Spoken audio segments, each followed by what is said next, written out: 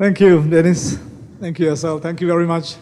And, thank you very much for inviting me. And I'm very humbled by the experience to be selected in one of those 10 articles to be presented here today. So, again, spasiba. So, I suppose you want me to say about the article. Okay. I wrote this. I'm not a journalist. I don't even think I'm a very good writer. But I wrote this article because I wanted to document what I experienced. I experienced something I have never experienced in my life in that 3 weeks. I wanted to document it because I knew one day, as I get older, I will forget this experience. So I want to make sure that I remember this for a long time. And then one day my kids can read this experience.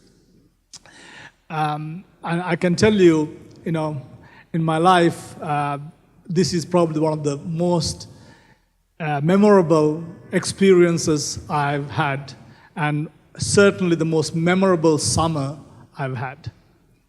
I was living in France at the time, and I was working for the same company in France, and then I saw it about the earthquake, and then I wanted to go there to volunteer. And the reason I wanted to volunteer, I think that's important to say. I grew up in Sri Lanka until 1993. When I was growing up, I grew up in the war zone. It was a country at war at the time. And I don't remember any day living in the country not being in fear. As a child, you don't feel the fear, but I knew my parents were in fear. So, it was always in the war. I've seen dead bodies on the streets. I've seen the bombs going off in the streets. And it was daunting to see that. And I've always seen white people coming from other countries and helping some development projects, some humanitarian missions and stuff. I never understood why they come. I never understood why they come all the way here to help us. Because I've never been overseas until 1993 when I left Sri Lanka. So I had that in mind, there are good people in the world, come and help other people. So again, there was a tsunami in 2004 in Sri Lanka. At the time I was living in Australia. And that was the first time I went to sort of a volunteer in Sri Lanka. And again, I saw a lot of people coming around the world and helping us to rebuild the country. So when it happened in 2010, and I thought I had the financial means, and I was supposed to go on holiday, and I thought, why not? Why not me? I wanted to do something different. So I didn't have a profound idea of selflessness act or anything like that. I just want to go and see what it is like to be on the other side, because I have been always this receiving side of taking this help when I was living in Sri Lanka. So I wanted to see what I could give. So I went, I packed my backpack. I had a very nice life in France, but but I can tell you, I don't remember many summers of going holidays, but I remember this 2010, my summer holidays in Haiti. I don't want to take too much time, but I've never seen devastation like that in my life. I flew in after about 20 hours of flying through US and everywhere to get to Haiti. It was in the middle, I think I flew in around 5 or 6 o'clock. It was getting dark already. And whole place is covered, as the plane lands, you can see whole place is covered with the UNAIDS tarpaulin and the tents. And once I got out of the airport, it was already dark. So we got driven to this place called Leogane. Leogane was the city where the epicenter of the earthquake. And I remember getting there. It was 20 kilometers, but it took about 4 hours to drive because the roads were nothing, almost there's nothing, you know. And then we got there. Imagine a day of some completely darkness. Place was completely dark. And there's no running water, there's no electricity, there's no sewage, and the people in Haitians are dark people like me or even darker. And they are sleeping, they're everywhere on the streets and in the roads. And I went to Haiti after 9 months after the earthquake. Earthquake happened in 8 months. I went in September. It happened in January 10th, and I went in September or August. Still, only 2% of the rubble been removed. When it happened, 230,000 people died. Over 1 million people got homeless. Every building, there's no such a building. You know, I think it was, I've never seen anything. You know, I always imagine that would be like the day after apocalypse. If everything is gone, that's what it would be like. So these people don't have food. These people don't have water, sewage, places to live. So we were in this campsite, we were camping, and then our job was to go and do different things. Different teams were doing different work. I don't have a much handyman skills, but you know, being a young guy, I could break things and I could do a lot of things with the concrete. So everything was rubble. So I was part of a team that we would go with the sledgehammers, rebar cutters, shovels and stuff. We break everything, all this building, because they're already collapsed. We will try to remove the rubble and then build a tent or a sort of a semi-structure for the family to move in. So that was my job. So I did that. I mean, there's a lot of jobs you could do. You could go and teach at a school, which is a tent. You could go and build a school. You can go and try to do work in the building of a sewage site, delivering water, delivering food. There's so much to do. So I was doing most of the time construction, rebar, the rubble work. So again, I did not feel like I was, the sense is like, first day was hard. I think I remember about 37, 38 degrees heat. And it was so hot. But I felt like the first day I almost fainted. But after 2 or 3 days, you get better at it, and then you get on with it. So it was, again, what I want to say is, yes, I gave as much as I could. I probably made a dent in the place, but I got so much out of it. I got so much out of it about myself, about these people, about the other people coming from the world. And the reason I wrote the article was I wanted other people to read it and then get motivated. It was not about so much to praise myself or anything like that. It was just to motivate other people. If I could do it, anybody could do it. Because I'm not a doctor, I'm not a carpenter, I'm not a mason, I'm not I'm not any of those things that people need to go and help in these disaster zones. I was just another person who could do some labor work. So that was my story, and so I was very happy about that work. But I want to tell you the last day. So I worked 17 days or 18 days at the rubble sites. My last day, I thought, I was done a lot of things, but I want to see something else. So I'll take it easy because I was really tired, and so on. So I thought I will go to the orphanage site. There's an orphanage. There's a lot of orphanages. So we went, like 7 of us, foreign people, all to the orphanage. There's about 40 kids. And these babies are from anywhere from 3-4 months to 12 years of age. I remember we going into the place, and then all of a sudden these 40 kids came and everyone was latched on to us. Everybody wants to hold them because they've never been held for a long time. I remember holding one of the babies and then, just basically playing with them, singing to them and so on.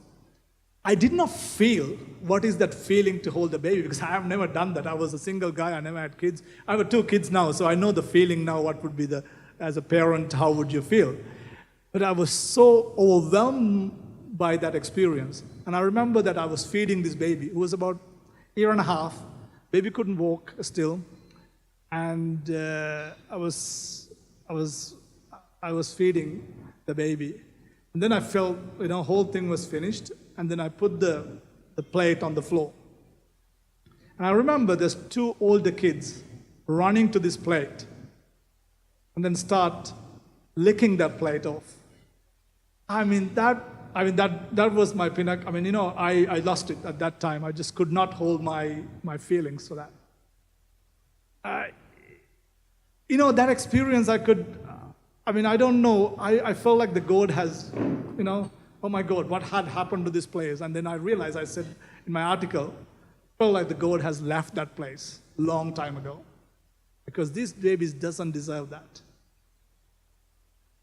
But then we spend the whole day there. We spend the whole day, and at the end, as much as we can give, as much love we can give, we did. But by 6 o'clock, we need to leave the premises, and we need to go to a lockdown area because it was a security threat as well, as foreigners to being outside of the perimeters after 6 o'clock. So we went to a lockdown area. But that experience I will never forget. So I want to say, I don't know whether. I'm glad that you guys, whoever read the article, you liked it. I'm glad that I was able to do something there. But that 3 weeks taught me about myself and taught me a lot more about the world and what we could do, and gave me a lot more than what I gave for sure. So that's what I want to say, and thank you very much.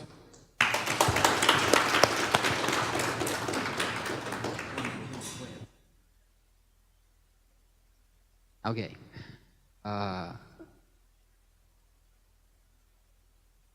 Questions, please.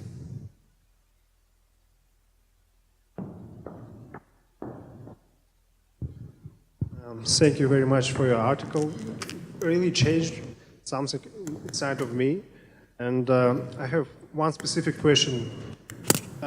What things changed in your personality, in your character, in your attitude to life? You said that something changed inside me, yeah? What specific? Can you specify? Sorry, and did you like it? These changes?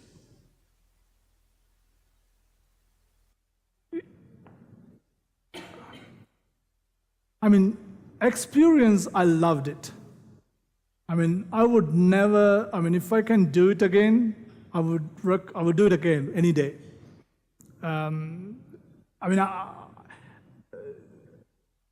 After that experience, because I loved it so much, I went, when Fukushima, when tsunami was in Japan, I did a 2 years volunteer work as well in Japan after the Fukushima crisis in Japan in 2012.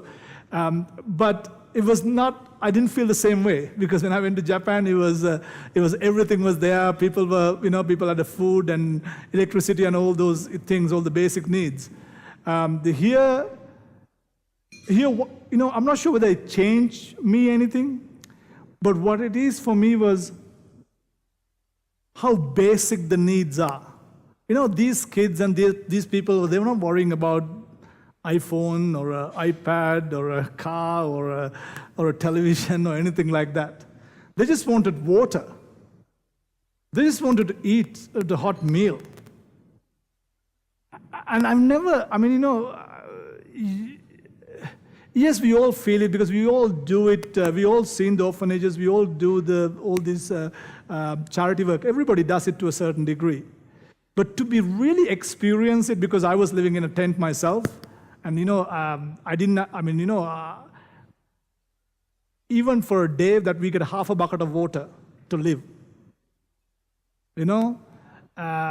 That's all you get. After all the work of day, and you have half a bucket of water, you have to wash yourself. And as I said, I've worked for a bigger company in the world, and then I traveled the world. I stayed in a lot of big hotels and stuff, and you know how spoiled we are in that regards. And then at the end of the day, you go to Haiti, you get half a bucket of water, and that's all you have to clean yourself and everything. And you're living in a tent, in rubble. So, you know, it gives you the sense of feeling that you don't need much. You know, it's just I think that was what I thought about myself. Even though I like my luxury things, even though I like my iPhone and all that things, but you know, the day that you don't know them, you know, people adjust. You know, so I was pleasantly surprised by myself, because you know, today if I go anywhere, I need Wi-Fi. You know, and these people doesn't even have water. You know what I mean? So I think it was taught me a lot about that kind of a personal experience. And to answer your question, yes, I loved it. Oh, one more? Hi, there is a saying, it's a business, not a charity. And do you see the line between those two, or do you think it should be targeting the same cause? What's your vision towards this? So my career is I'm a businessman. We run one of the. I'll take it my personal experience. We are a pharmaceutical company, so I'll talk about the pharmaceutical industry to answer that question. My industry would not survive. My one industry, the reason for the existence of this industry is the patients. The day that you forget that your service is for the patients, and your reasoning for your existence, and the reason is to you to bring the products and services to the needs of your patients, I think you lose the business. So I don't think, you don't need to separate the business and the what you do, because ultimately, if you're really passionate about what you do, whether it's a restaurant service, whether it's a pharmaceutical business, whether it's a oil and gas business, I think we all provide a service in a different way. So you need to feel passionate about what you do. You need to do the right thing. You don't have to be a businessman to do the right thing. I teach the same thing to my kids. Do the right thing. You don't have to be a charity.